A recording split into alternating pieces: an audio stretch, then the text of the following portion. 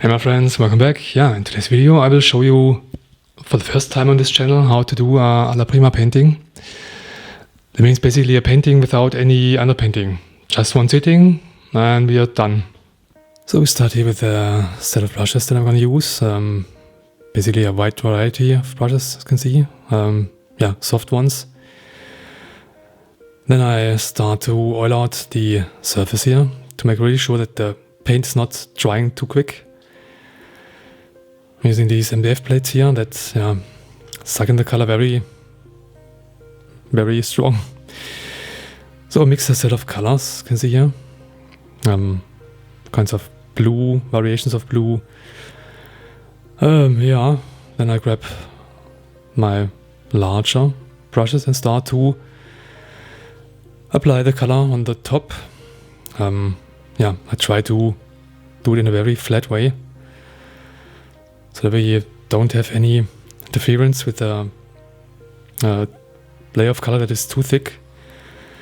I realized that the layer of oil is too thick, so that I'm just wiping it off again to make sure that the color gets connected with the background.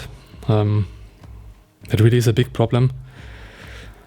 On these plates here that I'm using, when I'm using no oil at all, the paint gets sucked in completely, instantly, and if I'm using too much oil, the color is not connecting with the background. Pretty much straightforward, as you can see here. Basically setting in the colors side by side and also mixing those colors on the palette, as you can see here. This more pink color and this grayish bluish color. Looks very rough at the moment. Then I grab my magic blender brush here and start to fine-tune the color that I applied before. Then I grab my even bigger blender brush and start to really fine blend the whole area. You really see it makes a big difference. If you want to have a very soft transition, you have to invest a lot of time to really fine blend, fine tune. And this brush has no oil to it and no color to it. It's really just a hint of color that we have grabbed up from the existing color that we applied before. And then it's straightforward. Applying this bluish color. Again, intermixing colors and building up a nice transition between those more reddish colors in the middle and this darker and colder bluish color here. Then I take this greenish color and start to build up the waves that we have here.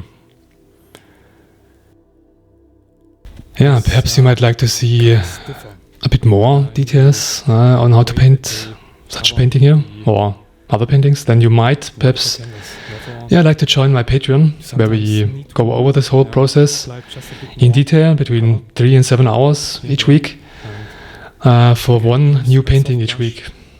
So make sure you check out the link to my Patreon here. Softer brushes somehow, it's easier to apply it with a softer brush. It apparently doesn't leave that many marks on the painting surface. Here now we are finally already building up the beach part.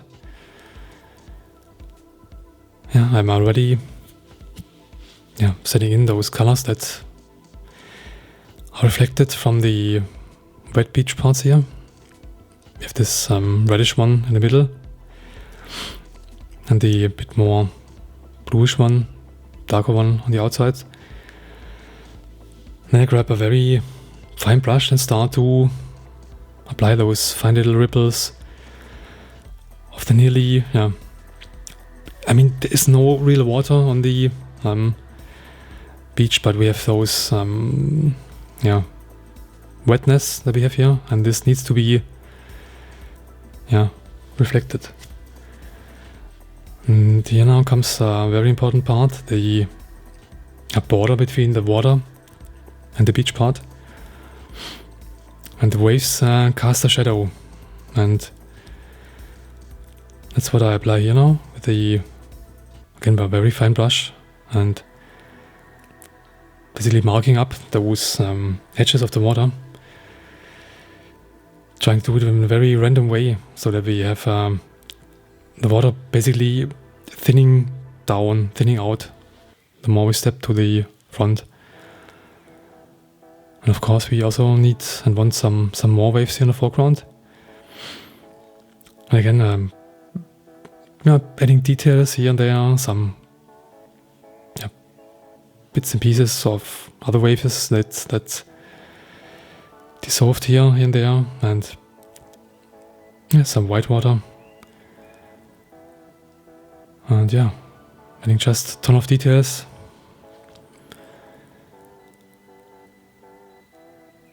Took quite a while to add all those fine little details. I think they are the key to this painting. The eye catcher, more or less. And of course you also add some more white water. This is kind of a greenish, bluish mixture. And you also want to have some shadow beneath some of those areas here. And I think, said this before, but it's pretty much key part of this painting here, the part where the water meets the beach, more or less. Would be a bit too boring without any fine little details here. And the sky this way, also a bit too boring, therefore I start to add the clouds here. And this is, I think, the first time ever on this channel that I show you that it's possible to apply clouds on a still wet kind of underpainting. I mean, this is an Alla Prima painting. We have the background painted and it's wet, and we just apply those cloud part here on top and into the still wet color. You see the detail shot of how I do it. Basically the colors mix on the painting surface. Therefore you have to readjust those colors. They need to be a bit darker because they intermix with the already applied color that we had before. And therefore I go back and add some darker colors here.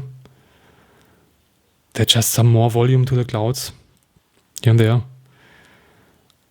to not have them look like the same in other places. And really make sure that you do it in a very blended way. And start to add some very minor details here and there. At least just some smaller clouds. Very fine brush. And be careful not to lift off the color too much. Don't apply too much pressure. Basically just let it melt. That's the finished painting.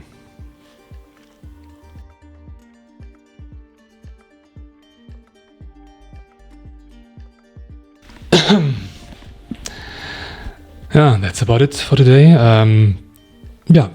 Leave a comment down below if you like this kind of paintings, if you like to see more about these kinds of approach to painting, and